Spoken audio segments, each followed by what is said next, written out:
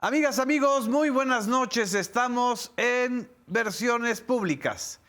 Voy a iniciar esta entrevista o esta introducción leyendo un fragmento de este libro que ahorita vamos a platicar con su autora y sobre el libro.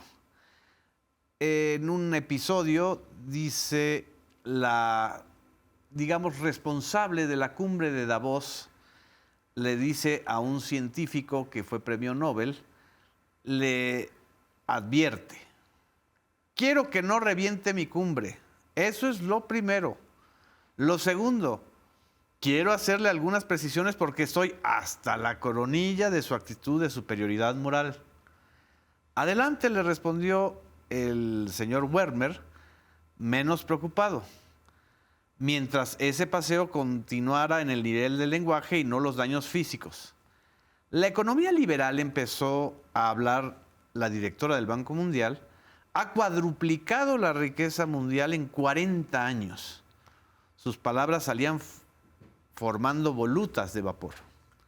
Es correcto, le responde Werner, pero no ha repartido esa riqueza. Todo se ha quedado en la cima. Y ella le responde: concedido, pero si destruimos esa riqueza no estaremos repartiéndola, solo destruyéndola. Otra forma de decir que los pobres del neoliberalismo no son más pobres que los siervos de la Edad Media. Al contrario, son indeciblemente más ricos. Son, de hecho, los pobres más ricos de la historia. No estoy seguro, opinó Werner. Una sirvienta hoy vive mejor que la reina Victoria. ¿Usted cree?, le responde el profesor. Se baña a diario, como la reina no hubiera podido. No le atormentan los dientes como a la reina. No va a morirse a los 60 años. La reina Victoria reinaba sobre un imperio en donde nunca se ponía el sol, pero una criada hoy puede estar en Perú y ver ponerse el sol en Tokio en la pantalla de su celular. ¡Qué afortunada sirvienta!, le respondió Werner. Este es un fragmento con esta ironía maravillosa de mi querida Sabina Berman, de Los billonarios desaparecen. Y me encantó, Sabina. Muchísimas gracias por estar aquí. Muchas gracias por la invitación y qué bueno que te encantó.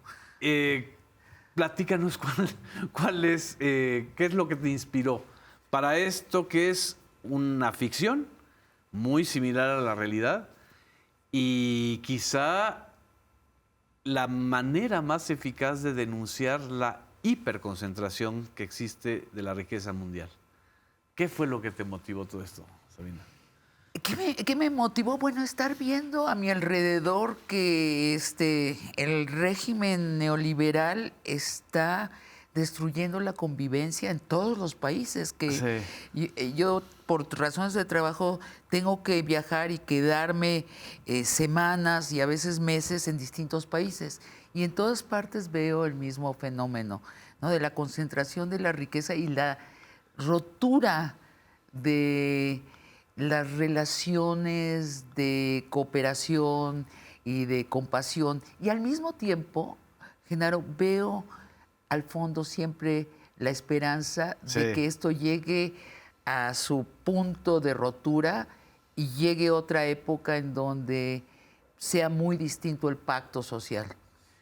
La novela, sin contar todos los detalles, porque además tienen unos personajes maravillosos que cualquiera que la lea se va a dar cuenta de a quién se está refiriendo en algunos casos.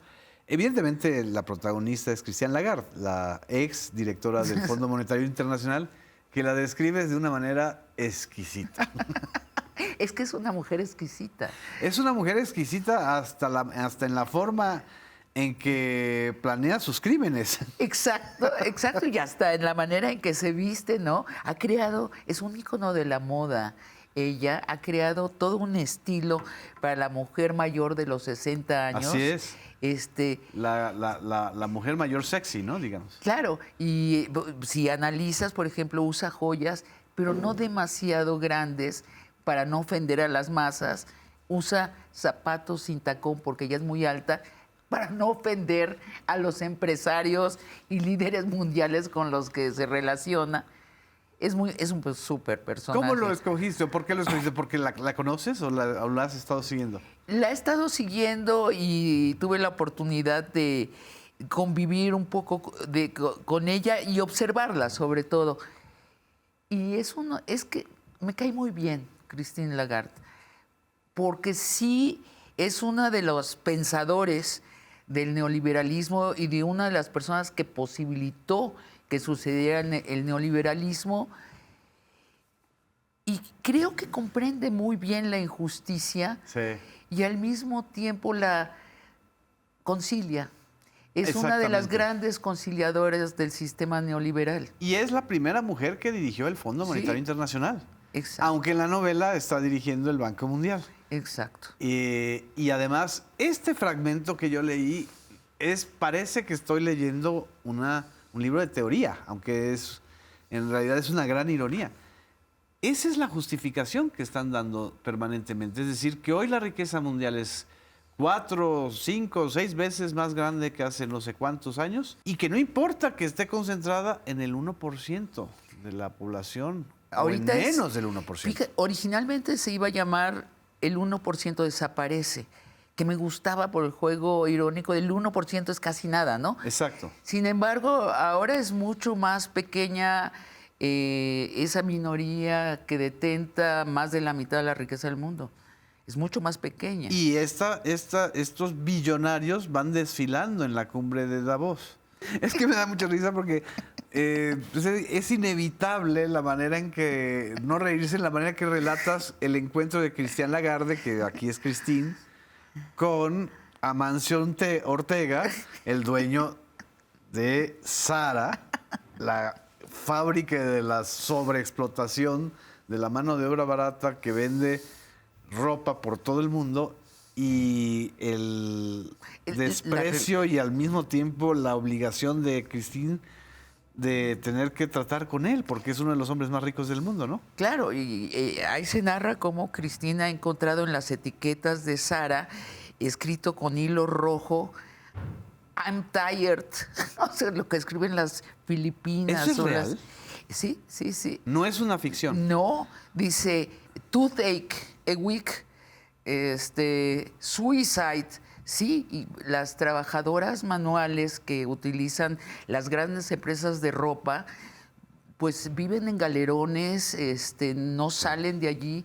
El índice de suicidio es altísimo y mandan recados con hilo y aguja en las etiquetas. Es tremendo. Y eso se ha ido agravando. Así Porque es. yo todavía me acuerdo, no sé si leíste el libro de Naomi Campbell, de toda... Future Shock. Exactamente. Sí, sí, claro. Donde ella ya advertía este fenómeno que la relocalización había generado, la sobreexplotación de la mano de obra, no solamente en México, sino en Filipinas, en Birmania, en Laos, etcétera, ¿no? En la tribu humana. Porque solemos hablar del neoliberalismo mexicano y creo que es muy sano ver que es un modelo internacional y depende mucho de decisiones internacionales los resultados locales. El principal es esto, que los billonarios decidieron aprovechar la globalización para pasar los empleos a los países más pobres. Exactamente. Trump es una reacción a eso. Es otra discusión si está haciendo bien la solución Trump, pero el empobrecimiento real de la gente tiene que ver con esto. En Estados Unidos y en los países capitalistas, por antonomasia, los empleados se quedan sin trabajo porque se relocalizan al tercer mundo. Y entonces empobrece todo el mundo. Empobrece también a los propios trabajadores originales, por ejemplo, de Estados Unidos, porque justamente ayer teníamos una discusión sobre esto con un maestro en economía. Dice, es que Estados Unidos dejó de industrializarse y se volvió un gran mercado financiero y de consumo.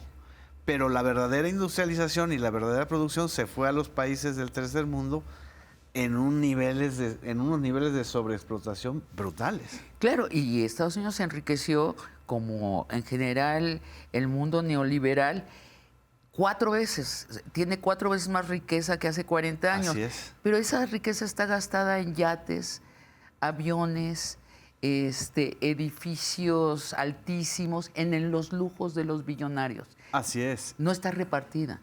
Y no hay, es decir, todo el libro te está relatando, sin ser un ensayo, se parece mucho a un ensayo, estás describiendo de manera muy mordaz y al mismo tiempo muy puntual esta contradicción.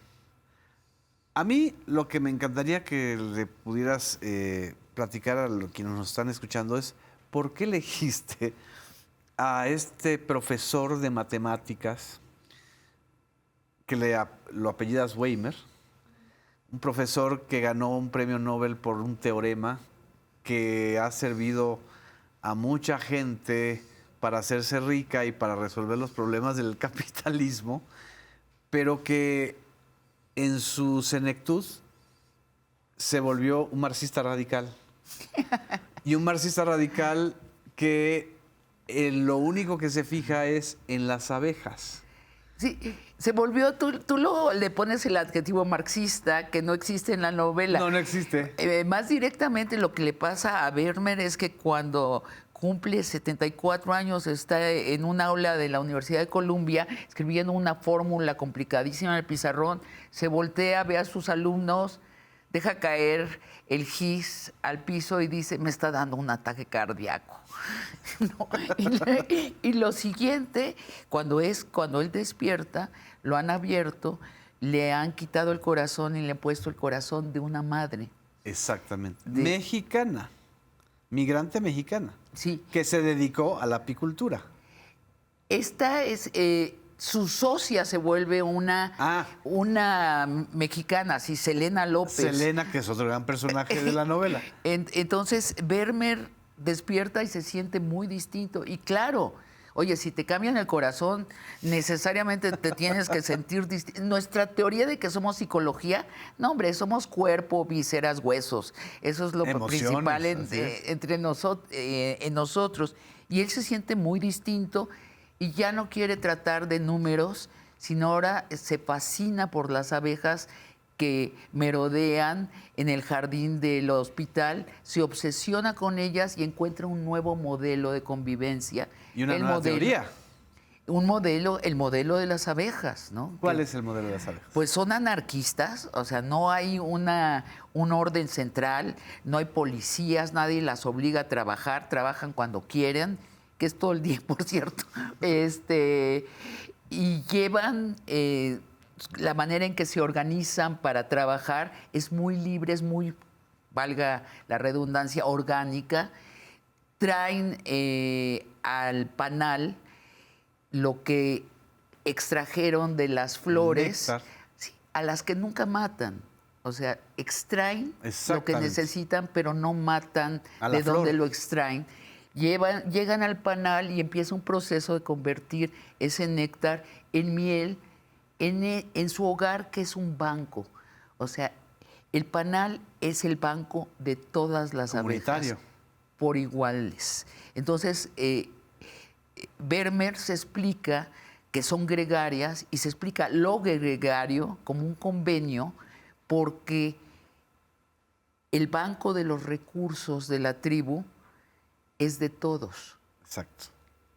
Entonces, claro, dice lo que está pasando y se lo dice a la directora del Banco Mundial, es que el banco de ustedes es de muy poquitos, de 1,000 personas. Así es.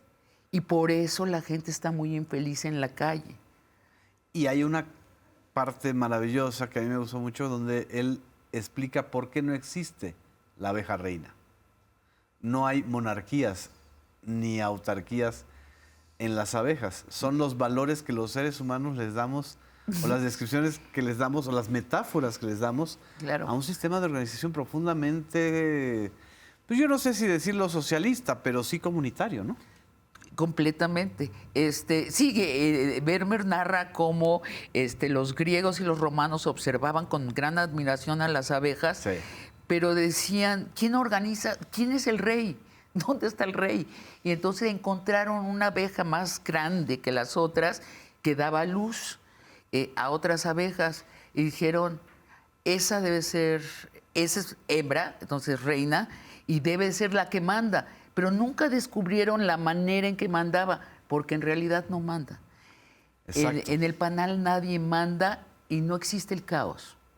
Entonces, él todo el tiempo durante la historia que narra la novela está pensando que nosotros, los seres humanos, podríamos organizarnos así. Y relata un poquito, aunque no cuentes todo, él no fue invitado a hablar de los panales ni de las abejas, ¿no? ¿A qué fue invitado a esta cumbre de Davos? Bueno, a él lo invitan porque es premio Nobel, ¿no? Lo quieren su medallita allí y quieren que hable del teorema Vermeer, que le hizo ganar el premio Nobel y que es el teorema que sintetiza matemáticamente el neoliberalismo y que es muy útil para las transacciones entre países y entre grandes empresas. Y él dice, no, yo voy a hablar de abejas. Entonces le dicen, ok, pues está loco, es un genio loco, ¿no? Pero primero Vermeer no quiere ir, dice, ¿qué voy a ir ahí a hablar con los 1000 personas más ricas del mundo? Yo quiero estar con mis abejas. Pero su asistente, que es Selena López, nacida en Tijuana, educada en Columbia University de Nueva York y perseguida por la migra. Exacto. Y después con una trayectoria en Starbucks, donde era socia, ¿no? Exactamente, en Starbucks. Que Selena dice, soy socia de acá y porque gano tan poco. ¿No? O sea, entonces ella se vuelve la asistente de Vermeer. Selena dijo, no, a mí sí me interesa estar con los 1000 hombres más ricos del mundo. Por supuesto que sí. Es ella la que trama lo que después sucederá en la novela. Exactamente. ¿Has pensado en hacerla o en llevarla a una serie televisiva o a una película? Porque tiene escenas, no solamente que es tu gran especialidad, muy, muy de teatro, de los diálogos son muy teatrales, pero también cinematográficamente son muy buenos, ¿no? Pues te agradezco el consejo. Pues sí, sería... ¿No estaba pensada originalmente para eso? No. Ah. Siempre la pensé como una novela, ¿sí? Como un texto además que en donde ya no tienes esta camisa de fuerzas que da el artículo periodístico o el ensayo, sí. ¿no? Ah, sí. Y que puedes bromear, ¿no? Es que si recuerdas, Genaro, yo me estrené en el periodismo escribiendo fábulas. Yo escribía fábulas y yo era muy feliz y me hablaba por teléfono Elenita Poniatowska y me decía, ¿cómo me he reído? Y yo también le decía a Elena. Y después me puse seria porque empezó una lucha coyuntural de narrativa en México y quería yo intervenir para hacer ganar un bando. Y creo que debo de volver a la fábula también en el periodismo.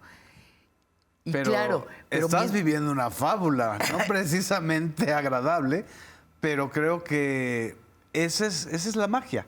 La magia, a final de cuentas, de algo que está en el mismo libro y que ahorita que regresemos de un corte lo abundamos, la palabra.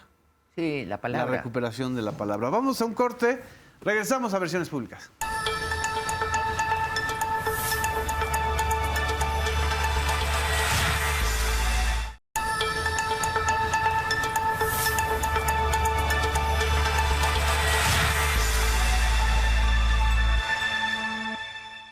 Regresamos a Versiones Públicas. Estamos en esta charla deliciosa con Sabina Berman sobre este libro, que sí se lo recomiendo ampliamente, Los billonarios desaparecen. ¿Es tu tercera novela o es la segunda? No, es la tercera. Es la tercera. Es la cuarta, perdón. Es la cuarta, sí. Y en el bloque anterior quedamos en que me gusta mucho esta parte inicial de la novela, donde tienes un tono casi, pues sí, casi bíblico, ¿no? En el origen de las cosas está la palabra, o en el inicio del mundo está la palabra. Es verdad.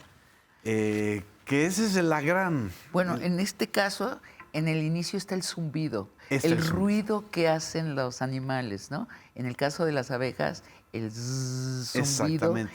Y los seres humanos, el ruido lo convertimos en palabras. Así es. Lo que fue seguramente antes gritos y chiflidos para llamar, para Entre unir a los la primates. tribu, se convirtió en palabra que ya nos provoca alucinaciones, ¿no? En los sentidos, las palabras. Así es. Y así en es. ese tránsito ganamos muchísimo y también perdimos el contacto con la naturaleza, Sí. que es el otro tema de la novela, la naturaleza que circunda todo lo humano. Y es lo humano, pero con los humanos creyendo que no son parte de la naturaleza, que es comedia pura, ¿no? Exactamente. Volteas, o sea, pones de cabeza el principio, porque además hay un tono. ¿Por qué el tono bíblico, Sabina? Tú también creciste siendo lectora de la Biblia desde pequeña. Sí. Ahora, debo decir que tú me estás revelando y recordando que tiene un tono bíblico. No fue premeditado, pero sí. Los primeros capítulos, sobre todo. Pero tienes total razón y también la brevedad de cómo está sintéticamente contada la historia. Sí, yo en kinder iba al Christian Anderson hasta que me preguntaron los niños por qué no me regalaban nada los Santa Claus ni los Reyes Magos y yo fui a preguntar a mi casa. Entonces me dijeron, ¿por qué eres judía? Dije, no, pues yo quiero dejar de serlo, si yo sí quiero que me traigan regalos. Y la reacción de mis padres fue cambiarme a una escuela judía y desde kinder grande empezamos a estudiar la Biblia. Así es. Y nos aprendíamos de memoria y era clases diarias, eran diario analizar versículos, aprenderse memoria en el hebreo original. La Biblia, sí, la Biblia me marcó. Y fue mi gran educación literaria. Bueno, es fabulosa, textualmente fabulosa la Biblia, ¿no? Es el verbo, en el principio Dios era verbo, es decir, es esto que tú relatas de una manera pues muy gráfica, los primates parlantes que hacían ruidos, pero que ahora hacen la palabra. Sí. Pero la palabra, de donde venimos, donde nos sentimos superiores, porque somos hijos de la divinidad, según la Biblia, en realidad somos inferiores al zumbido de las abejas, Sí. que a final de cuentas es como también darle la vuelta a esta lectura tan antropocéntrica de la Biblia, ¿no? Bueno, Eurípides dice que el gran pecado de los seres humanos es que al comunicarse inventan. Así es. Dicen de más. No queremos tener un sistema en donde todos coman, duerman, los niños nazcan sanamente, pero no, inventamos un sistema grandísimo, complicadísimo y lo llenamos de figuras y dice Eurípides, ese es el gran pecado de los seres humanos y creo que tiene razón. Sí, porque con la palabra podemos nosotros hacer también mucho daño. Y esta historia de los billonarios, o esta historia actual de cómo el neoliberalismo trata de justificar estos niveles nunca antes vistos de desigualdad. Así ¿no? Es también una invención de la palabra. Oye, esta reunión en Davos, su lema es... Contra la desigualdad. La desigualdad es nuestro desafío. Y debo decir que lo tomé de Davos. Era una frase de Davos. En alguna emisión de Davos, ese era el lema. O sea, es un engaño. Imagínate los 1000 hombres más poderosos del mundo reunidos y con algunos invitados, ¿no? O con algunas esposas, como en el caso del jeque árabe que tiene 4 esposas que están en la piscina. En el momento en que un finlandés se mete a la piscina desnudo. Claro. Y ellas con una especie de bikini burka, ¿no? Sí, una burka de cuerpo completo, y la más chiquita de 14 años pues, tiene un ataque psicótico de pánico porque el Corán dice que si una mujer casada ve las pelotas de un señor que no es su marido, se va directo al infierno. Exacto, ahí está la lectura literal de la Biblia. Lo que hace daño de querer así transcribir literal lo que está pasando. Y esa es la ironía de la novela. En la Biblia hay engaños. Sí. Por ejemplo, de la costilla de Adán salió una señora. O sea, nunca hemos visto de un señor nacer una señora, ¿no? Entonces, pero en ese engaño hay todo un acto de injusticia. Al traicionar la realidad, empieza la injusticia. Y esa es la apuesta de Vermeer y de la escritora que inventó a Vermeer, de que si no traicionáramos a la naturaleza, estaríamos mucho mejor, habría mucho menos injusticia. Nos han educado todavía con esta idea de que la naturaleza es salvaje y caótica. Y que hay que dominarla. Y que hay que dominarla. Bueno, no es caótica, evidentemente no es caótica, y tal vez podríamos vivir con la naturaleza sin dominarla, que no significa volvernos a las cuevas, para nada. O sea, no es esencialismo, no es una idea esencialista del retorno al origen, ¿no? No a lo primitivo. Podríamos aprovechar las fuerzas de la naturaleza de una manera que jamás las hemos aprovechado todavía. Ya empezamos, ¿no? Hay toda una corriente en ese sentido, aprovechar el sol para crear energía. Yo creo que la inteligencia artificial podría ser utilizada para organizarnos mejor y curarnos con la misma naturaleza. Sí, no es un primitivismo a lo que llama la novela. No. Aunque tiene partes en donde ironiza incluso con ese primitivismo, ¿no? O sea, los amenaza a los billonarios del mundo con eso, ¿no? Y con la pérdida de esos lujos, ¿no? De esa idea muy loca del lujo. Pero nada más retornando a la idea de la palabra o a la belleza que a mí me atrapó en las primeras páginas de la novela, desde las primeras páginas, cuando tú dices, es que no podemos vivir sin la palabra. Incluso se ha demostrado que los náufragos no pierden la palabra porque se hablan a sí mismos. Sí. Es decir, sí necesitamos este ejercicio de renombrar las cosas, de desestructurarlas, de darle otra connotación a la... Sí. Y obviamente no son palabras por palabras, o sea, no es un amor nada más a la filología, sino a la realidad que están describiendo esas palabras. Exacto.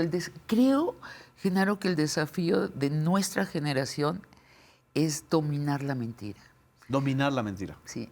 Sobre todo con esto de la inteligencia artificial, que puede ser fabuloso los avances. O sea, de pronto capturar todo lo que existe en un cerebro mundial, pero no mentir.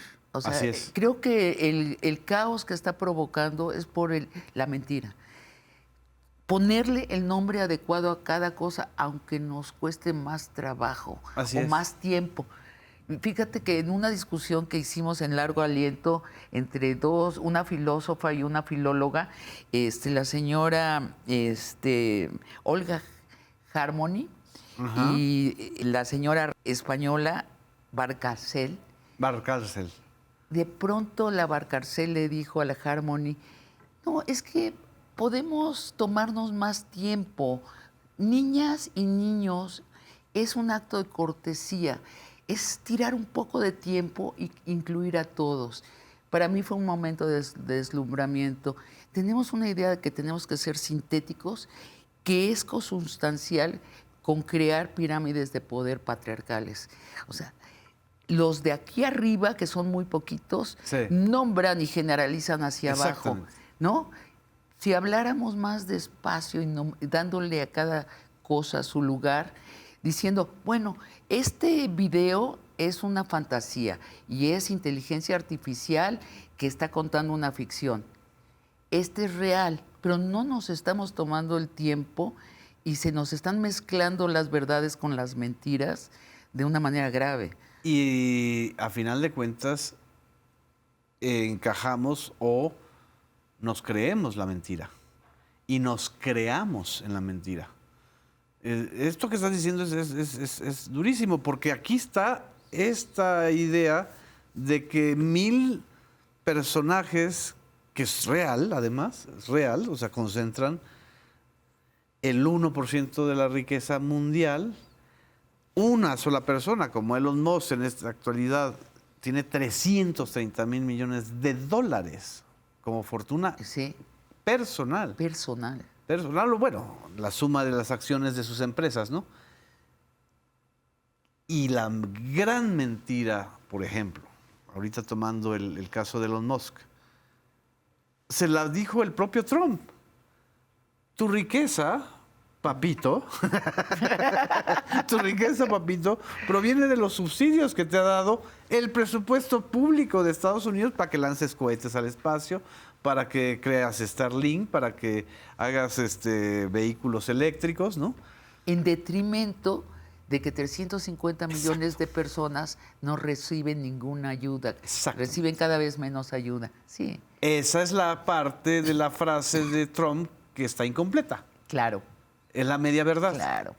Es la media verdad, porque en el pleito entre los multimillonarios o entre los billonarios, que se está dando también, es un pleito real, nos enteramos de que una empresa, la que construye microchips, ha superado en valor de bursátil en 4 trillones de dólares a Apple y a Microsoft, ¿no? ¿Qué tal? Es decir, esa es la gran mentira, o sea, parece mucho, Sí, es muchísimo, pero para muy pocos, pero para muy pocos. claro. Y ese es el dilema, lo que estamos viendo, el pleito entre Trump y Musk, es el pleito entre el poder político y el poder económico. Exacto. Que en México estamos en camino contrario. Así es. Sí, sí, sí. Que es lo que a final de cuentas es quizá para mí la gran definición de López Obrador cuando toma la presidencia Sí. y agarra la metáfora de un trabajador en Baja California, que le dice lo que hay que hacer es separar el poder económico del poder político. Se lo dice un joven. Un joven, Sí, es una de las grandes síntesis que guía a la 4T, que la guía, no solo Y- la describe, la guía. Así es. Eh. Y lo difícil que ha sido. Y sigue siendo. Es decir, digo, no solo fue difícil para López Obrador, sino es difícil para Claudia Sheinbaum. Oh, ¿no? sí, O sea, para la sociedad mexicana en general, ¿no? claro. Y es el dilema de la tribu humana en todas partes. Es lo que estamos discutiendo en todas partes, Así con es. soluciones distintas.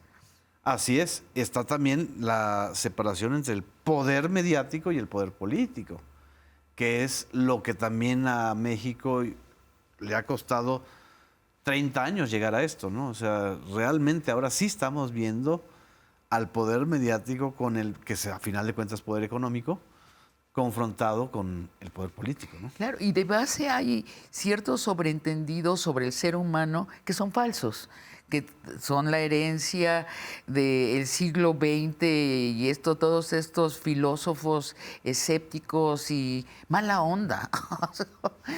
O sea, que hablan muy mal del ser humano. El ser humano es egoísta. ¿Quién dice que es egoísta Así por es. naturaleza? Que es una de las cosas que enfatiza mucho la novela, cuando el ser humano está en abundancia, Así es. cuando tiene asegurado la abundancia, deja de ser egoísta, ¿no? Pero seguimos girando cheques Sobre alrededor. la mentira de que somos egoístas. La otra es que queremos superarnos y que trabajar es para lo que estamos acá, en el planeta Tierra. ¿Quién dijo que estamos...? Mira, las abejas, regresando a Vermeer, las abejas trabajan mucho, pero después descansan muchísimo.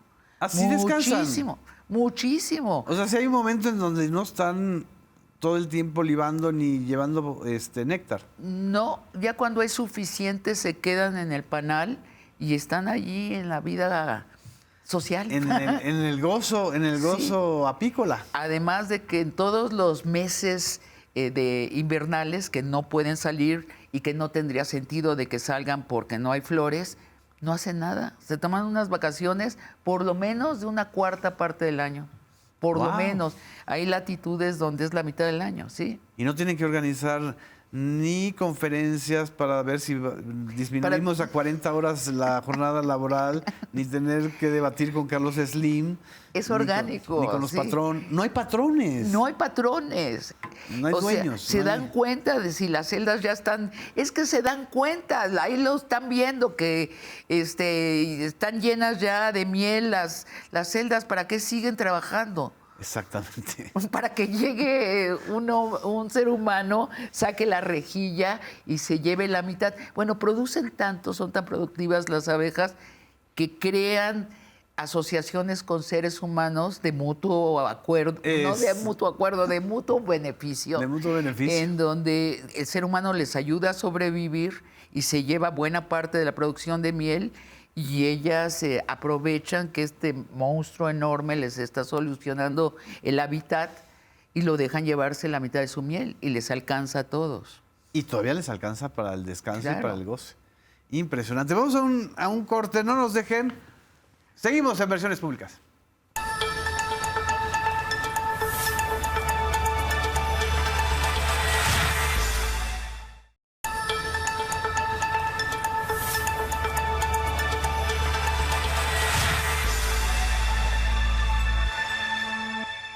Regresamos a Versiones Públicas. Estamos platicando con Sabina Berman sobre esta maravillosa y breve. No es una novela muy larga, pero es muy enriquecedora. Además, es bastante adictiva, Bueno. Sabina, porque no son de los textos que tú lees a prisa porque hay que leerlo a prisa y porque es un ensayo o es un reportaje. No, tiene este gusto por el ritmo y porque dices, lo voy a estar saboreando, ¿no? Digo, lo estoy saboreando porque además todavía me falta la mitad.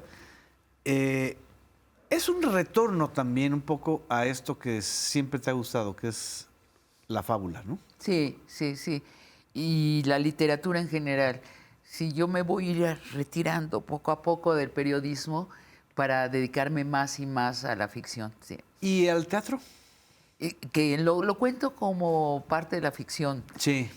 Yo fluyo entre teatro, prosa, guión de cine, casi por necesidades laborales o oportunidades laborales.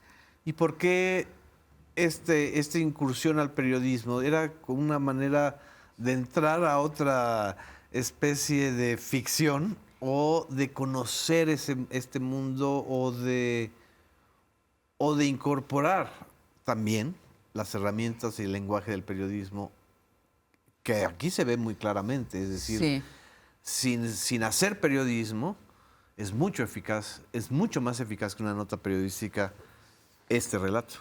¿Te acuerdas lo que decía Valadez? Que decía, un cuento es algo que lees en 10 minutos y se te queda rodando en el corazón toda la vida.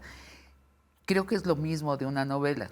Es algo que lees en unas cuantas horas y se te queda toda la vida rodando en el corazón. Así es. Y mi vida personal ha estado regida por esas novelas que se me han quedado en el corazón o esos cuentos o poemas que me han dado la clave para seguir adelante, y entonces aspiro a escribir ese tipo de relatos.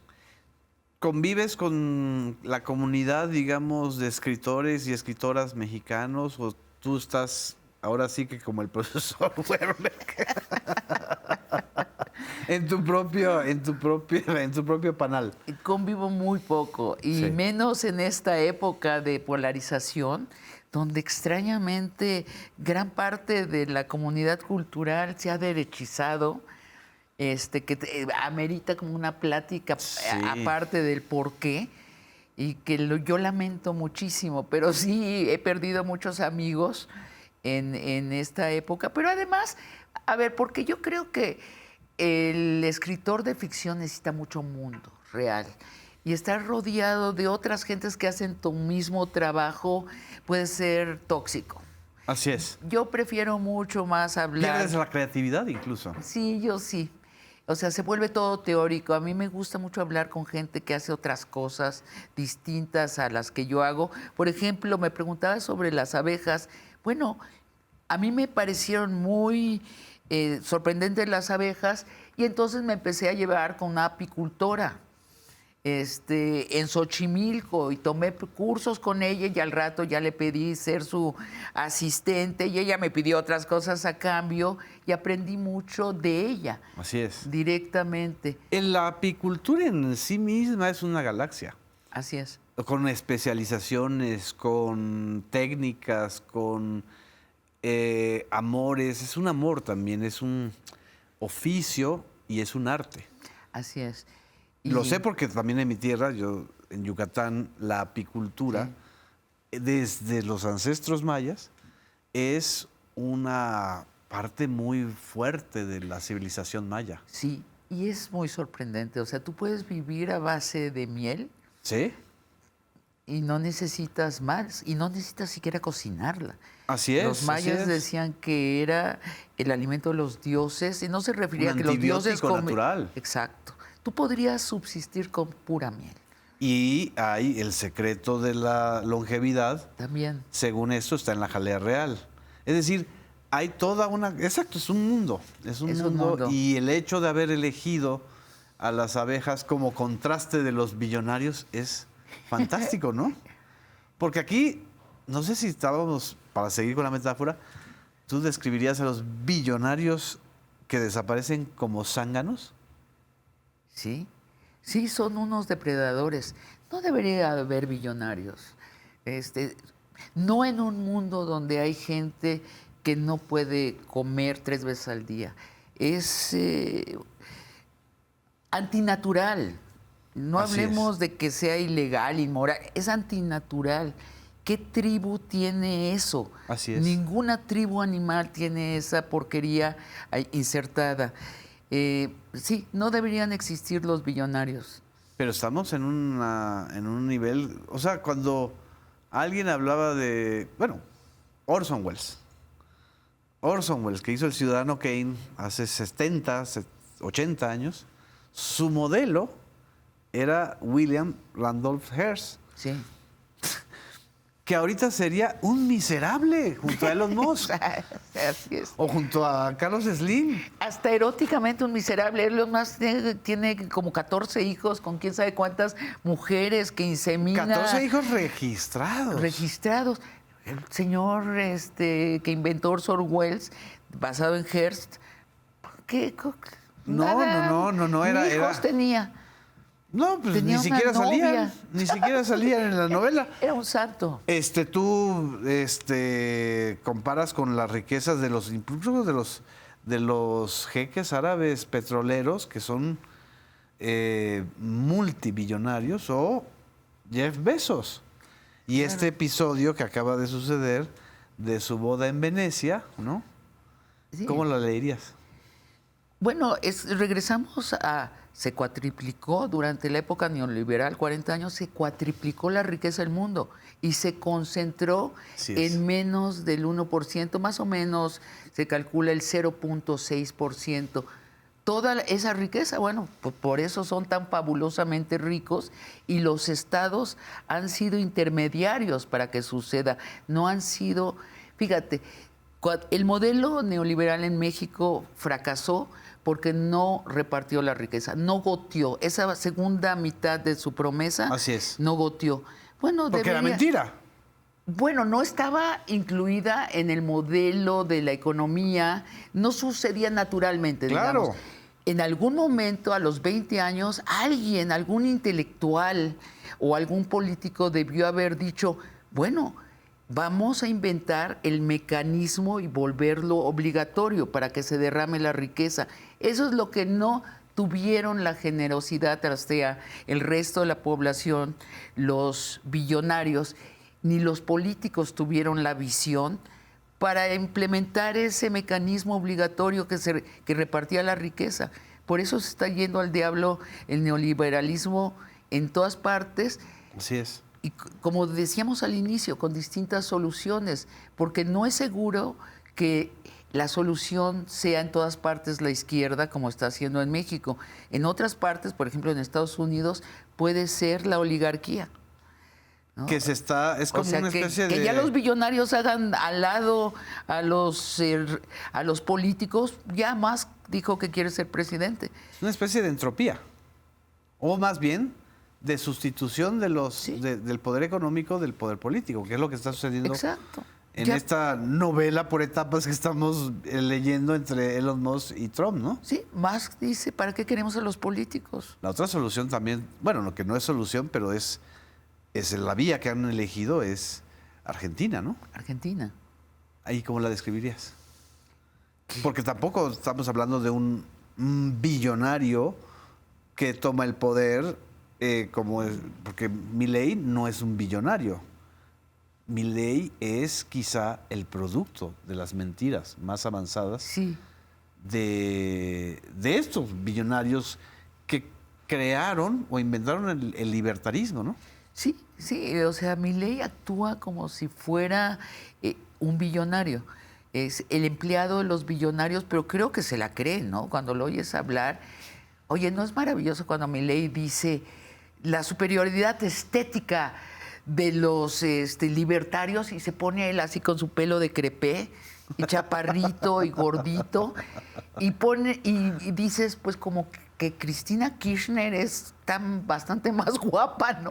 Sí. Que es alta, delgada, parece modelo, muy bien vestida y dices, pero se la cree.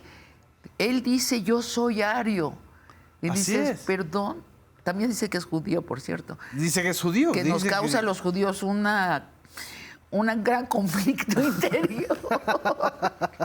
Pero él es... Bueno, la otra solución es Netanyahu, Otro. ¿sí? Que ese sí ya es el poder militar por encima del poder político, del poder económico y hasta del poder religioso. Sí, esa es la otra solución. Y la otra solución es China. ¿Cómo la describirías? Porque también tiene sus multimillonarios, ¿no? Sí, pero cuando un multimillonario allí dice, ¿sabes que el Estado se haga a un lado? Estoy citando al dueño de Alibaba, dice que se hagan al lado los políticos porque ponen demasiadas regulaciones, el señor desaparece textualmente. No sabemos nada de él en 6 meses y aparece en una camiseta en un campo diciendo el Partido Comunista es lo mejor que le ha sucedido al mundo. O sea, que la revolución cultural dejó huella. El poder político está por encima del poder económico, pero no está peleado con el poder económico. Porque están muy conscientes, quizá, es otra civilización. Es otra civilización. Son otros parámetros éticos, filosóficos, pero coexistimos con ellos, porque están muy conscientes de que si una abeja de ese panal se va, o se dispara, o quiere apropiarse del panal, o quiere excluir a otros, o quiere concentrar la producción de ese panal, China, con sus 1.200 millones de habitantes, podría entrar en una crisis. Sí. Es decir, es como la hiperconciencia china de que no pueden volver a vivir las etapas de hambruna, de miseria, de genocidios que vivieron, ¿no? Están muy atentos a los resultados, resultados cotidianos. Entonces tienen ya no aplica que es nada más una economía mixta. Ni centralmente planificada. Ya no, ya es muchísimo más complejo, ¿no? La empresa de Beijing compite con la empresa de Shanghái, con la empresa de un joven multimillonario, y siempre el Estado, el gran hermano, está observando y resulta que es opresivo en algunas cuestiones. No es cierto que hay libertad de prensa en China, pero en otras, fuera de eso, del relato, no es un hermano mayor opresivo, sino, como diría Octavio Paz, filantrópico. ¿no? No es un ogro filantrópico, es un ogro filantrópico. Exacto, que ve por el bien mayor. ¿Sí? No, y además están muy conscientes de que ellos son el futuro. Sí. Eso es impresionante. Es Creo que no una hay de una las- civilización contemporánea a la China en donde estén tan conscientes de que ellos son el futuro. Es que exitosos son, ¿no? Eso era Estados Unidos. Sí. O sea, eso fue Estados Unidos en Sí. el 45, Sí. cuando termina la Segunda Guerra Mundial. Ellos eran el futuro, ¿no? En la novela, Vermeer insiste mucho que hay modelos en la naturaleza que deberíamos explorar para aplicar a lo humano. Y regresando a las abejas, por ejemplo, son bien chinas en muchas cosas. No se permite la disidencia, no se permite que lleguen extranjeros. Por ejemplo, en el panal, las abejas, hay siempre 2 abejitas a la entrada que están con las alas moviendo el aire, sacando aire ¿Son caliente. como las que oxigenan o son las Sí. cadeneras del panal? Ambas. Allí son multiusos. Ah. Entonces, y además son las guardianas de que ninguna abeja extraña entre. Bueno, cuando tú llegas a una ciudad de panales artificiales, dices, pero es que son miles y miles de abejas, sin embargo, siempre entran las que corresponden a cada panal. Entonces, bueno, ahí hay teorías de cómo lo logran. Nadie lo sabe de cierto. Lo que es seguro es que esas guardianas, las cadeneras oxigenadoras, rechazan al que va a entrar. Wow. Amorosamente, pero sí, no dejan entrar intrusos. Si no eres parte de la comunidad No. y si no has trabajado por esa comunidad que tiene su propio equilibrio, Así es. es impresionante. Entonces hay modelos que tendríamos que tener curiosidad, no solo lo que hemos inventado los seres humanos, sino lo que la naturaleza durante milenios en prueba y error ha diseñado. Así es, así es. ¿Sí? Y esta parte tan provocadora de tu parte al mezclar a los billonarios con las abejas, es quizá, te lo digo sinceramente, uno de los logros de ficción y filosóficos más interesantes, más provocadores, que yo he leído recientemente. Yo quisiera seguir por allí porque no es solo un ejercicio estético, sino Una apuesta. es una apuesta de vida, en mi caso. Sí. Y es una apuesta de vida que implica o ha implicado un análisis de conciencia. Completamente. Y me viene de la pandemia durísimo. Cuando empecé a preocuparme de respirar o no respirar, allí me cambió todo.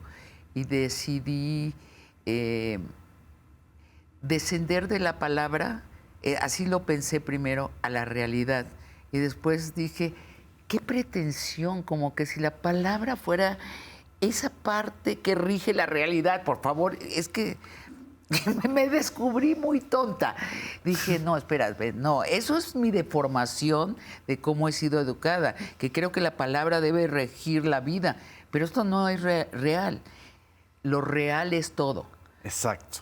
Y dentro de eso real hay un pequeñísimo segmento que se llama el lenguaje, y que yo deje que mi lenguaje tome las decisiones en mi vida, estoy totalmente errada. Y vino todo un cambio de cómo me despierto, cómo me duermo, con quién converso. Antes me gustaba mucho el conflicto, ahorita ya no tanto. Qué bueno que no te guste el conflicto. me gusta... ¿Pero dejaste de tener miedo? Dejé de tener miedo. Me ¿Qué pareció que el miedo era inútil. Es más, es lo que te cierra. Que eso no está explícito. Pero si algo tienen estos billonarios, es miedo. Y es el miedo de eso. Del riesgo a perder todo eso. Que Es muy agudo lo que dices. es que está ahí. El personaje de Christine Lagarde lo está hilvanando. Pero a mí lo que me llamó la atención es dije, ¿qué Qué astuta, Sabina. No menciona la palabra miedo, pero está ahí, flotando. Está porque hay un nivel naturalista de la novela de retrato, ¿no? Claro. Entonces, bueno, tú ve a los billonarios, ya no hablemos de los billonarios, los medianamente ricos están siempre rodeados de seguridad, de policías, de aparatos de seguridad. Guaruras. Exacto. De- Ahí está el miedo. Exactamente. Pues, Sabina, ha sido una charla deliciosa. Podemos seguir. Y podemos seguir haciendo muchas, muchas pláticas como esta. Pero además para mí es un honor tenerte aquí, colaboradora de los medios públicos. Muchísimas gracias. Y les recomiendo, Los Billonarios Desaparecen. Nos vemos en la próxima emisión. Hasta pronto.